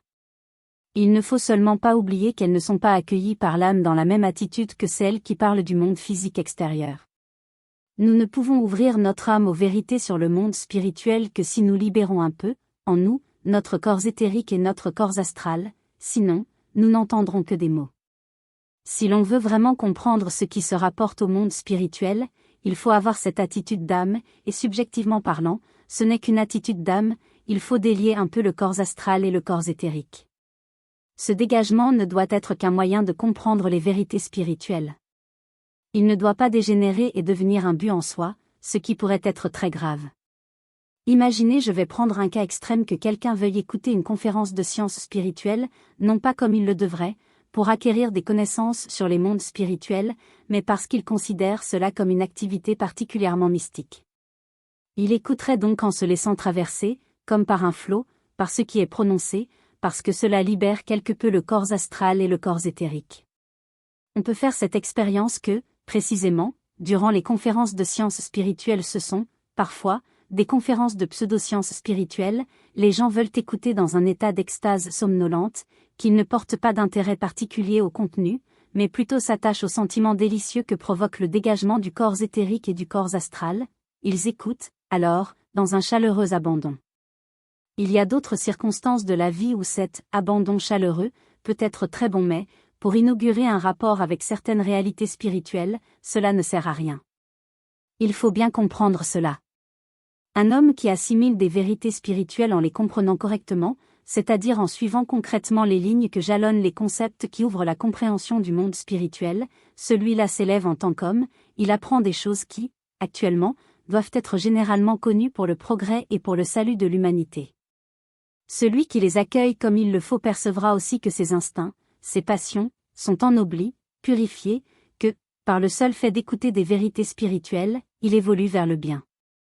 Celui qui n'a pas la volonté de les entendre dans ce sens, qui, peut-être, veut les connaître pour satisfaire quelque intérêt purement personnel, parce que, dirons-nous, il veut faire partie d'une société, n'en ayant pas trouvé qui lui convienne mieux que la société anthroposophique, celui qui, d'une manière générale, entre dans la société avec, tout d'abord, ses intérêts personnels, il trouvera que les vérités spirituelles commencent par stimuler les instincts inférieurs, peut-être les instincts les plus bas.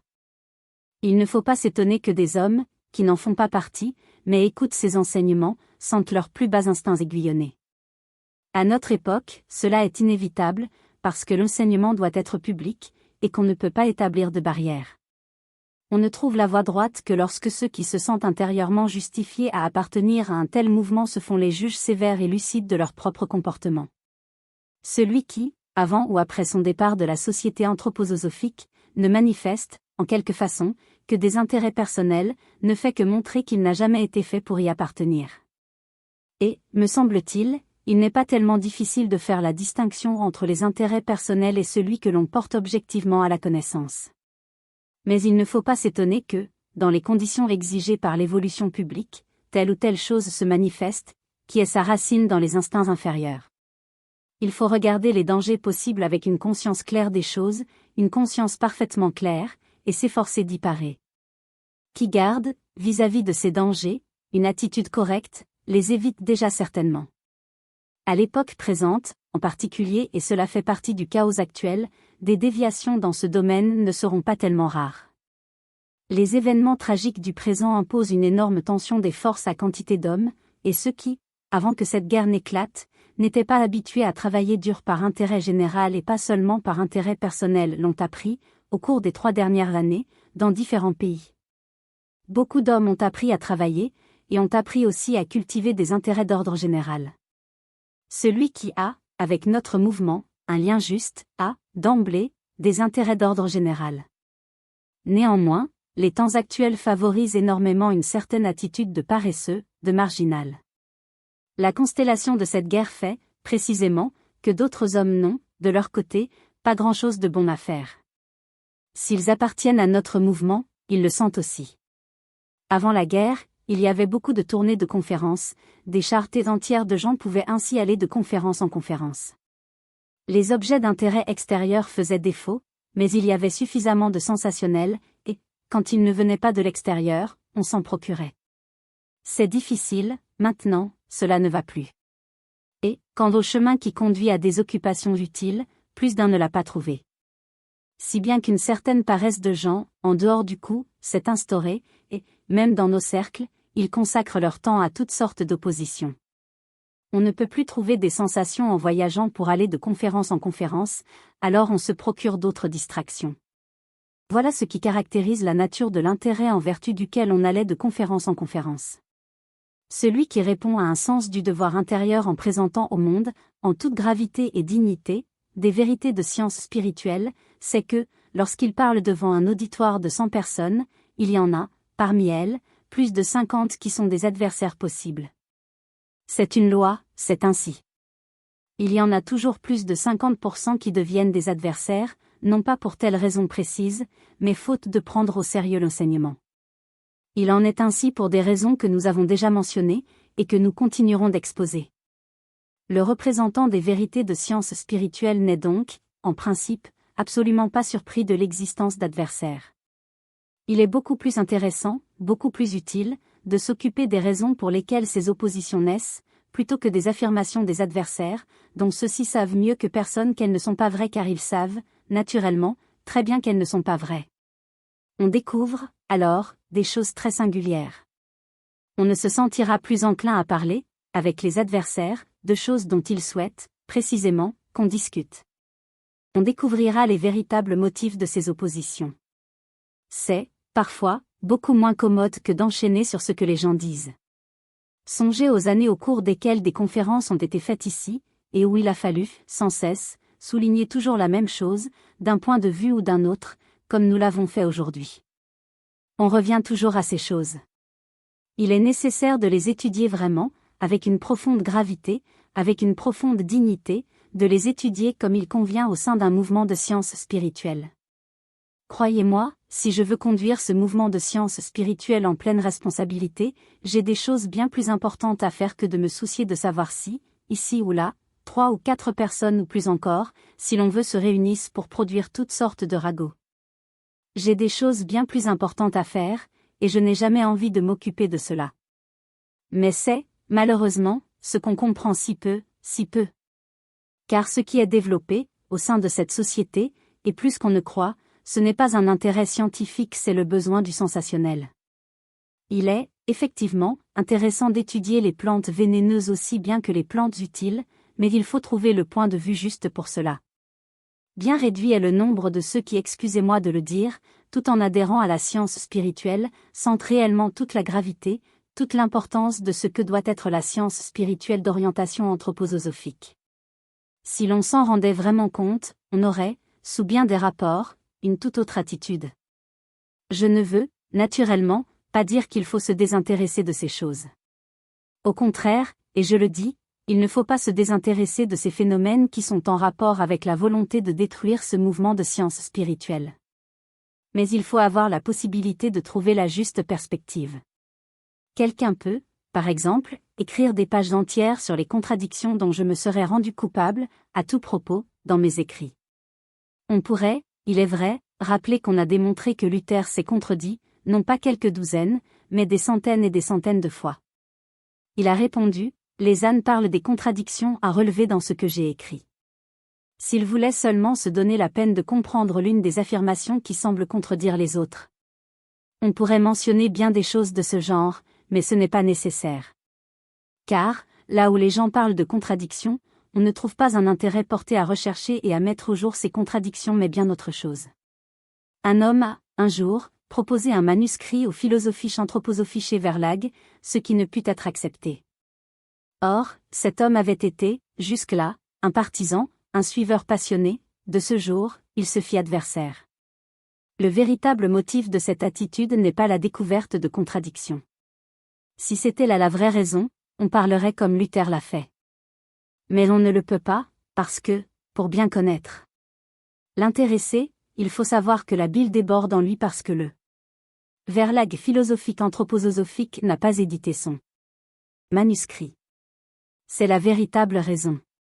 Écoutez simplement les gens, se laisser raconter ce qu'ils disent, c'est avoir bien peu la possibilité de trouver la vérité, aussi peu, peut-être, que cet historien de la littérature qui, pour pouvoir croire au judaïsme d'Hermann Bahr et uniquement pour cette raison se sentait prêt à admettre la réincarnation, dans le cas où on lui aurait produit les certificats de baptême des ancêtres d'Hermann Bahr pendant 12 générations.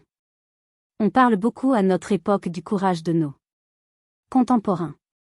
Mais il faut un tout autre courage encore, un courage intérieur, pour mettre en valeur les vérités qui sont nécessaires à l'humanité, comme il a été montré aujourd'hui. Et là où l'on devrait rencontrer ce courage, on trouve aujourd'hui une lâcheté, née de l'indolence, qui a envahi de très vastes milieux.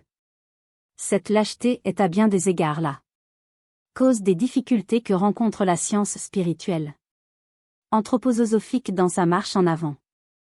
Elle suivra certes sa voie. Mais il ne faut pas être fataliste, il ne faut pas croire que cette voie peut être la bonne si les humains n'y contribuent pas. Il faudra s'habituer tout autrement encore qu'on ne l'a déjà fait à ce que je dois faire. Preuve vis-à-vis de certaines choses de moins d'indulgence que ce n'a été le cas jusqu'ici. N'attribuez pas cela à une nouvelle orientation de ma volonté cherchant la raison dans la situation elle-même. Il nous faut donc comprendre que ce mouvement de science spirituelle que je dois présenter au monde en tel ou tel lieu, je n'ai pas le droit, pardonnez-moi l'expression, de le laisser souiller au gré des uns ou des autres. Cela, je n'en ai pas le droit. Ici interviennent des devoirs plus hauts que bien des gens ne le voient. Je ne puis me laisser entraîner à cultiver le sensationnel que souhaite tel ou tel cercle, telle et telle coterie. Ce qui compte, ce sont des intérêts et des impulsions bien plus généraux, bien plus importants que les ambitions toutes personnelles qui animent telle ou telle chapelle. Il faut, dans une certaine mesure, négliger ce qui est purement personnel. C'est pourtant l'objet presque exclusif de l'intérêt des gens si l'on veut pouvoir présenter de la manière qui convient les vraies conceptions de la science spirituelle. C'est pourquoi, pour terminer, aujourd'hui aussi je dirai ce que j'ai dit en bien d'autres endroits, à côté des nombreux membres de notre mouvement de science spirituelle anthroposophique qui pèse avec précision toute la gravité de notre cause, il s'en trouve toujours qui ne s'adaptent pas, qui se comportent comme cela serait impossible si dans la société ne pénétrait que ce que l'on doit y trouver. Et constamment il se passe dans ces cercles de membres des choses qui sont aussi éloignées que possible de ce qui est voulu en réalité. Qui ne sont par rapport à ce qui est voulu, que le fruit d'une folie absolue. Dans certains cercles dont on ne peut s'occuper parce que, vraiment, on a des intérêts plus élevés que les ambitions qui les animent, dans certains milieux on répand des choses que les gens commencent à croire qui ont aussi peu à voir avec ceux qui est voulu qu'un cafard avec une horloge. On ne comprend absolument pas comment les choses s'enchaînent. Et pourtant, on répand ce qui est puisé à une imagination déréglée, à des instincts bas. Bien que ceux qui le racontent sachent très exactement qu'il n'y a là rien de vrai. Scientifiquement parlant, cela est explicable, il faut seulement se comporter en conséquence. Et pour commencer, il faut que je me conforme à 2 règles. Celui qui citerait l'une de ces règles sans mentionner l'autre émettrait une non-vérité. Ces 2 règles, je les ai fait connaître partout où j'ai fait des conférences au cours des derniers mois. D'une manière générale, je n'aurai plus aucun entretien particulier avec des membres individuels de la société anthroposophique. Car c'est à de tels entretiens privés que s'attachent les rapports les plus mensongers. Ayant à faire des choses bien plus importantes que de passer mon temps à réfuter de pareilles choses, nées d'une imagination déréglée. Ayant vraiment des choses plus importantes à faire, je n'ai pas d'autre possibilité que de supprimer ces conversations privées. Dans quelque temps, je veillerai d'une autre façon à ce que ceux qui sont animés d'un véritable zèle ésotérique puissent cependant progresser. Personne ne doit être de ce fait entravé dans son développement ésotérique. Mais d'une manière générale, il faut que cessent tous les entretiens particuliers. C'est là l'une des règles. Ne venez pas me dire, comme cela c'est fait dans certaines branches, comme certaines personnes l'ont dit, que c'est une règle sévère. Non, ne vous adressez pas à moi, adressez-vous à ceux qui par leur faute ont rendu cette règle nécessaire. La seconde est celle-ci, je délie de l'obligation du silence. Toute personne qui aura eu avec moi une conversation particulière.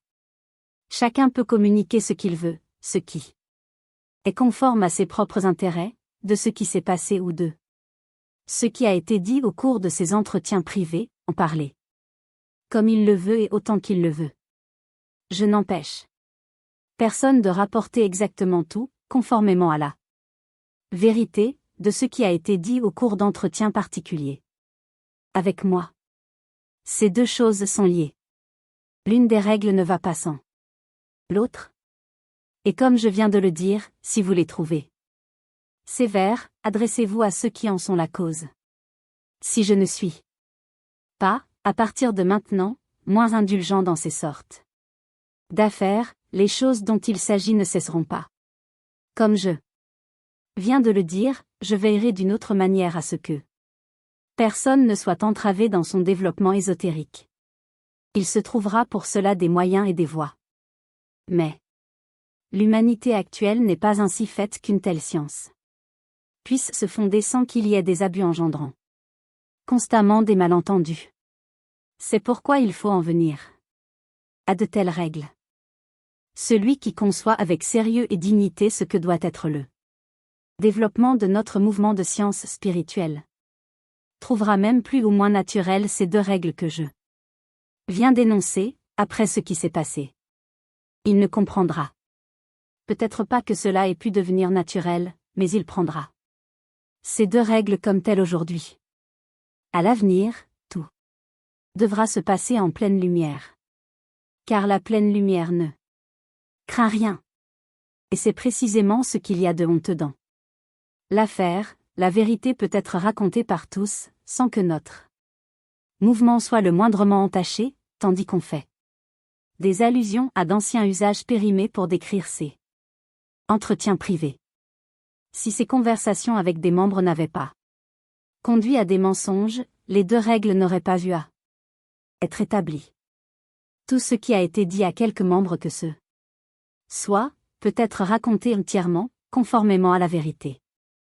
Par la vérité répandez-la autant que vous voudrez, notre mouvement ne peut que gagner.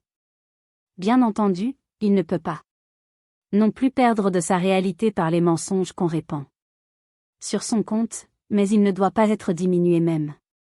Seulement en apparence, car il est important pour l'humanité.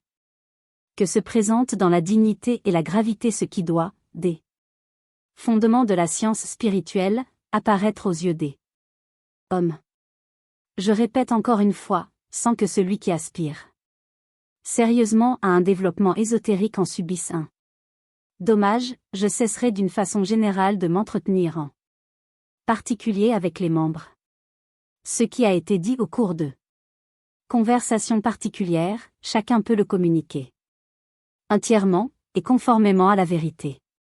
Je délie chacun d'eux. Toute consigne de silence, quelle qu'elle soit.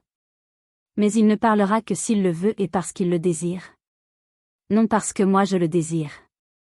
Et je ne m'oppose pas à ce que ces deux règles soient communiquées aussi largement que possible comme étant les caractéristiques de notre mouvement, afin que le monde comprenne combien vils sont les racontars qui ont été souvent répandus sur notre société.